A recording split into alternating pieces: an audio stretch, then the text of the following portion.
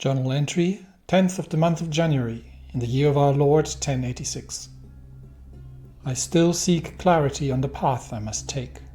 As I pray every night for forgiveness and guidance from the Lord, I am more and more convinced that I must venture to the holy city of Rome to finally see the light once more. Yet, I have to put those thoughts aside, and I cannot help but smile when overseeing the swelling ranks of my armies. With the recent additions, over 800 men now follow our train, and we are becoming a formidable force. We must earn our keep, and have been approached by envoys of Emir Muzaffar ibn Nasir, who hails from the Andalusian lands. No amount of gold, however, shall convince me to raise my blade against fellow Christians. Instead, I shall complete my journey with haste, as news of new wars reach us from France. So the Emir is planning to conquer Pisa, and no, we shall not be assisting him with it, regardless of how much coin he shall offer. But instead, we will make our way once more to the holy city, to the Prince Bishopric of Rome, to see if we can gain some guidance on the path. And we are on our way through a war-torn Pisa, and avoiding the troublesome areas as much as we can. I have communed with God for 300 learning lifestyle experience, and Venezia was too difficult to get to in the current state of affairs here. We can make a request with the local Count Jacopo. We'll collect some more armored footmen as we go, so we're cashing in all the old favors. And we are making our way through the countryside, visited the Santa Reparata, and that gives us actually a learning perk. Now, let's see what we've got here. We've started with the whole of body. Carefree, not really. No, celibacy is not something we need. Wash your hands, reduced chance of contracting illness, and reduced chance of courtiers to contract illness. That's actually a good thing. Because I do not wish my people to become ill.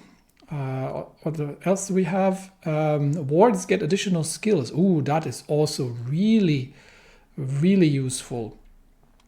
Or camp scientist is good as well. Or faithful. Yeah, they're actually all pretty good.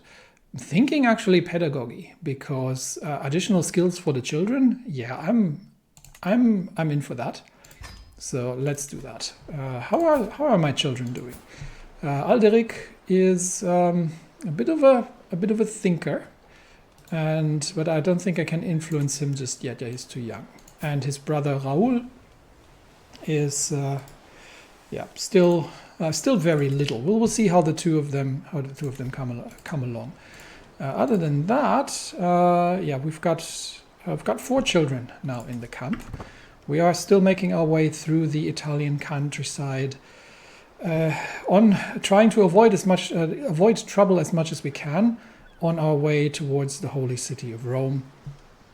And we've made it through Viterbo, and almost all the way to Roma. The afternoon is quickly advancing into nightfall as we enter the local farm estates of Vaticano. The estate owner Giordano greets us warmly and promises to host a lavish feast for us. Once the feast starts, we dine on a veritable menagerie of roast animals, stews, soups, bread, and the like. In the morning, Giordano approaches me as I enjoy my breakfast. My lord, hosting such an extravagant shindig as yesterday can be expensive. I shall, yes, of course, I shall compensate him. And 50 gold is significant, but we are definitely not going to. We're not going to try and rip off the Pope, who is ill and near death, actually. But regardless, only fair things in fair. Right, so we visited the Vatican, and lots of contracts in the area, actually. Criminal contracts from Jacopo. Well, good that we've already cashed in our favors here. There is a passage of arms, but there is an escort emissary from is it the a noble envoy of the king bishop needs protection from bandits. Where is he going to go? That pays extremely well. Before we do that, let's quickly have a look if we can potentially increase our, we've still got some coin remaining, increase our men-at-arms once more, and this one up to 5. There we go. Now we have 1,100 men under arms, because we're going to visit the castle holding together with Fine, our master of spoils, who's probably going to take a look around and see if she can find some pretty ladies to spend the night with. Local training grounds, no, that's just training sessions, but maybe these scruffy Italian soldiers could be of use. I walk down to the tent camp just at the edge of Rome, and I feel their eyes on me. The beaten and downtrodden soldiers whisper behind my back as I carry myself down to one of the rabble figureheads. His eyes widen slightly as he waits for me to speak. We could get partially 80% reinforced, 60% reinforced. We could pay them. Or, yes. Because of the knight errant, we can fully reinforce. Okay, so this is your chance to fight for righteousness. And with that, I think we have fully reinforced all our men-at-arms regiments. All right, quick look at the tavern. See a story. We don't need don't have any stress. Anybody up for recruitment? And no treacherous zealots in my camp, if I can avoid it. So let's move on. And we are running a little low on supplies, actually. So let's see if we can. Nope, does not want to let me move provisions for him. So there is obviously an emissary contract here that I think we probably want to pick up, because if it is the Pope himself asking for a favor, then depending on where he wants to go, or where he needs someone to go, let's see where this goes. So the dying Pope is asking to bring Sophie van Brunesheim, and where does he want to Florence? That's not far. We can. But it is a dangerous territory, but we can definitely do that. But then, in the dead of night, at our camp near Casentino, I step out quietly. What was that sound? That's when I see it. My caravan master Yehudis tiptoes to my acquaintance Fine, who she is my master of spoils actually, who is dozing on a slope. Yehudis rolls Fine down the hillside, where sharp rocks ensure a quick and painful demise. Yehudis quickly scans the area, unaware that I've seen everything.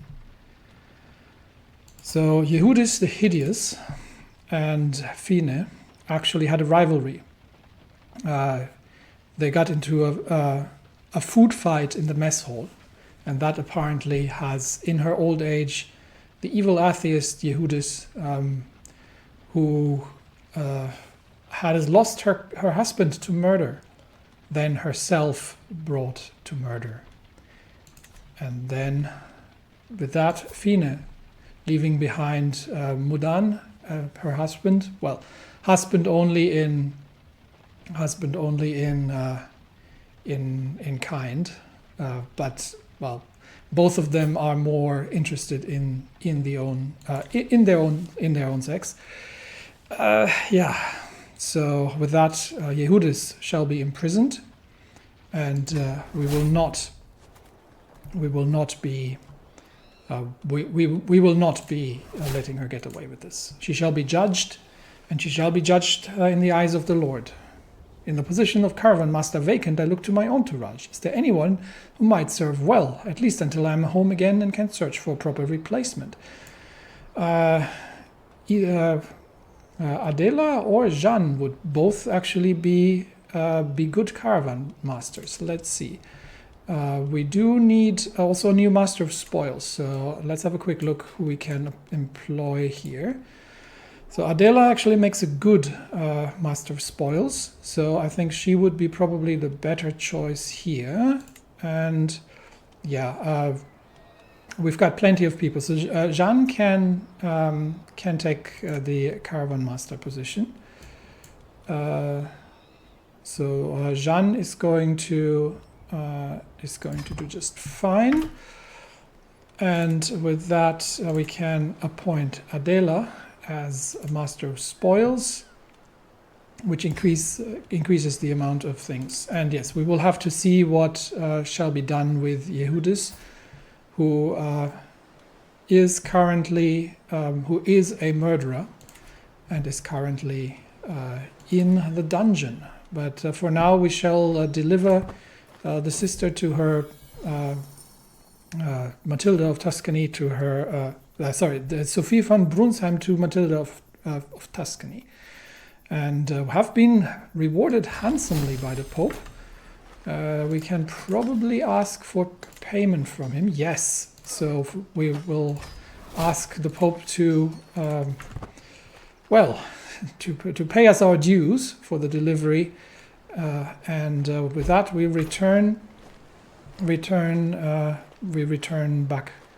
Richvara von Kleve, who is married to Radomir,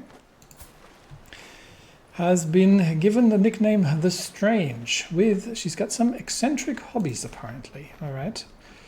So with heavy hearts we return to Rome, where Yehudis shall be judged, and justice shall be served. After a discussion with the local magistrate, despite the fact that she is now a murderer, it has been deemed that mercy should be brought, even upon those who have committed the gravest of sin, and blood does not clear blood. So we shall release her, but she shall be banished, and she shall pay the blood due to the husband of the woman she so brutally murdered. And then she will be banished from our camp and leave this place forever. That then, however, leaves Bernard with a choice of what to do next. And I think with the calls to arms coming from France, with the king is actually losing against an East Anglian claim. So I think with that we shall return to France and heed the call of the king. Because all in all, we have completed the knight-errant trait of right doer, and we're now at 93 prowess. I'm not sure how high this goes. I think 100 is the limit. But Captain Bernard of the Lion de Beauvais is the most skilled swordsman in all the lands. And we'll be making our way. To back to France. We'll take a ship, and then heed the call of the king. So stand with us. Contract King Eudes, in East Anglian claim of the county of Eu. So we're defending against the fiendish English again.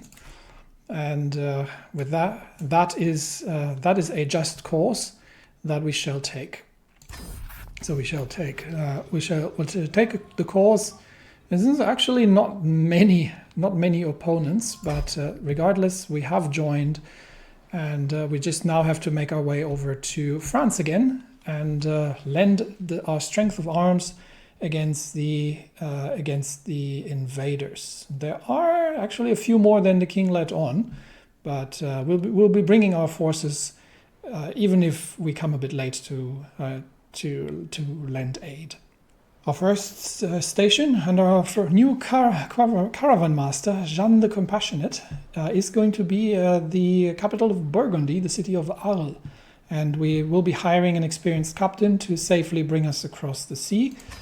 And with that, Lydia, an irrational blackguard, unfortunately, but has been hired to the camp, and we'll see. We will see what she is capable of. Yes, Yehudis has been banished for the crime of murder, but we have shown mercy, as is what what the people in the Holy City have asked us to do. And we shall make our way there, and then we'll move north towards Versailles, where I think right now the French armies are actually gathering. So we'll see if we can still make our way there in time. All right. More contracts. We have gained diplomacy lifestyle. Other than that, we're all set. All right. No need for those contracts. We are under contract by the King of France himself. So from here on, let's see if we can refill our provisions quickly, and then we will make our way north. News has arrived that Captain Bosson, the depraved of the mighty Castilians, has joined. But while we were still making our way north, the war has ended inconclusively, and they have signed a white peace. So we have not quite made it in time to bring our service to the king. However, we shall move to the royal court regardless, and see if we are once again allowed to operate within the empire and put our blades to the service of the king. However, in the meantime, unable to sleep, a nighttime stroll in the plains sees my mind wandering aimlessly when I hear chanting. Following the sound to its source, I find a ring of torches illuminating a curious, unsettling scene. A robed man, his eyes affixed to his grimoire, invokes the names of demons he seeks to bind to his will. Before him is a ritual circle drawn in chalk, complicated and elegant and utterly mad. This man is clearly a necromancer. Shocked, I stumble and trip, loudly annoying my presence. So I can drive him away. We shall definitely not be beginning to learn demonology. No, you will seize this foul sorcery at once. Prowess challenge indeed against that necromancer. After presenting ourselves to the king, we have been found favorable, and the previous ban for us in the homeland has been revoked. We have contracts again in France. And with that, but the overall war against the English has been settled in a truce. So for the time being, there's nothing really going to happen. However, our old friend Duke Baudouin has given up who is a bit of a drunkard, and so is his wife. He is asking for assistance to increase the size of his duchy. So this is something we might be able to assist him with for old time's sake. The old drunken man. We have a perk available in the martial tree, so we can now take the hit and run, which is going to increase heavy infantry damage and toughness by 15%. So unblock that, and with that our infantry is rather it's rather vicious. So we've got a fair, but everyone's itching for a fight. So I think we will be taking. I don't know what is this down here. We will be taking the contract to draw iron with the righteous Duke Baudouin and probably draw beer with him afterwards. I shall aid him again on his claim to the county of Amiens. So we will join his forces, and we will see where the enemy troops even are located. That looks like there's the enemy army up in the north, actually in Flanders. So while he's besieging Valois, we can raise our armies. I shall be leading them myself, of course, and with that, he will have another 1,000 men at his disposal. Let's see. We'll march north, and let's see if we can. Assist against the troops that are ravaging his homeland at this point. So nearest way north. Just have to make sure we're not taking any attrition anywhere. 2,000 men, however. What do they have? They have a fair amount of light cavalry and skirmishers. Skirmishers is bad news because these are countering our heavy infantry quite a bit.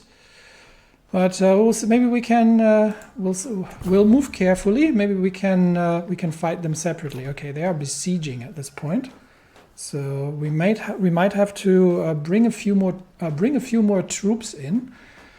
700 light horsemen, and I think these are skirmishers. Let's have a quick look. So light footmen. They counter heavy infantry, obviously. We need something that counters light footmen. Pike or bowmen, probably archers. Yeah, archers counter skirmishers. So we can get some bowmen and maybe some pikes as well. We still got 2 more regiments that we can do. Actually, I did want siege engines. So pikes or bowmen. Bowmen might not be a bad choice. Pikes obviously against cavalry be a pretty good counter, where because we're countering pikemen and archers with the infantry. We're counting archers and light cavalry with the heavy cavalry, but with having a few bowmen on our side to counter the skirmishers might be a good thing. So let's create a regiment there, and we'll increase that. It's not super expensive, so we increase that somewhat in size. If we bring along maybe about 500 archers, and we'll see if we can refill 190. Yeah, we'll fully reinforce that. There we go. And then we obviously need to raise them as well. So this group is going to join my men in the north, and then we will march against the siege in. Once we have joined these armies, then we shall march against the siege in Amiens. So let's get these 2. I want them both combined. How do I do this? There we go. And then merge armies. There we go. Okay. So with the reinforcements arrived, 500 archers, French archers have joined us. We are finding ourselves, I think, powerful enough that we can try to lift. Where are they sieging? In Lille. So we will move north and lift the siege of Lille in assistance of Count Baudouin. Okay, they have upon our arrival, upon taking notice of our arrival, they have broken off the siege and are moving. Nope, they're not moving. All right. In that case, we will see that we can intercept them. And now we are in battle against Captain Rodrigo the Griffin of the Iron Knights, who is rather capable as a commander.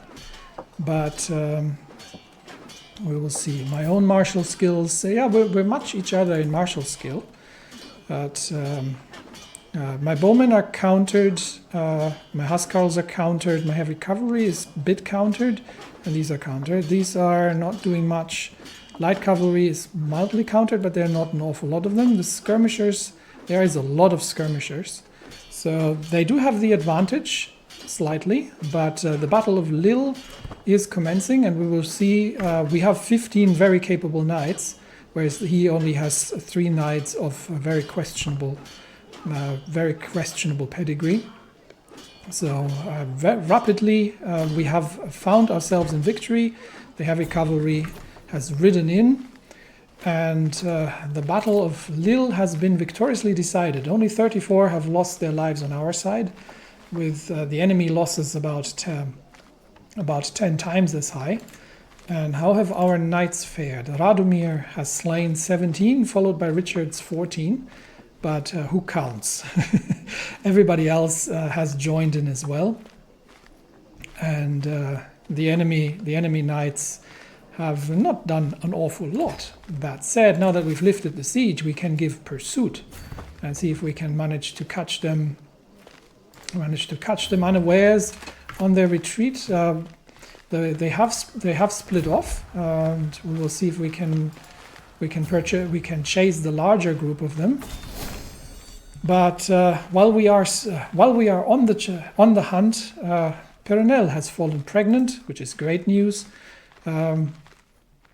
It looks like the Flemish claim on the county of Amiens has been victoriously enforced, and Duke Baudouin pays us 75 coin for fighting at his side. So it's time to disband our armies, and we have fulfilled our contract with him, with our old friend. We'll ask him for some additional payment as usual. But and I don't think the Prince Bishop is going to give us any more men-at-arms. No, he's not.